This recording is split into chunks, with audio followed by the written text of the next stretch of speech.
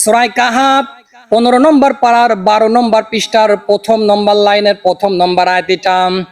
সম্মানিত দর্শকবৃন্দ, আমার সাথে যে ভাইটি রয়েছেন, আমার এই ভাই বিভিন্ন বক্তার কণ্ঠে ওয়াজ করতে পারেন। বিশেষ করে জনপ্রিয় বক্তা মুফতি আমির হামজা হুজুরের কণ্ঠে হুবহু ওয়াজ করতে পারেন।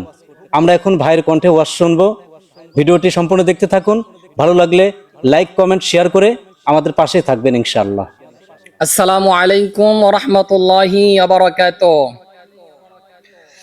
আমার ভাইরাম, আল্লাহ রাব্বুল আলামিন বলেন, আলহামদুলিল্লাহিল্লাযী আনসালা আলা আবদিহিল কিতাবি ওয়া লাম ইয়াজআল লাহু ইওয়াজা।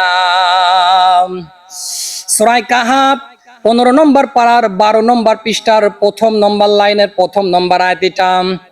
আল্লাহ পাক জানাই দিলেন, আলহামদুলিল্লাহিল্লাযী, সমস্ত প্রশংসা ওই আল্লাহর।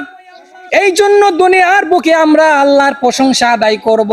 আল্লাহর প্রশংসা সব সময় সদা সর্বদা আদায় করতে হবে।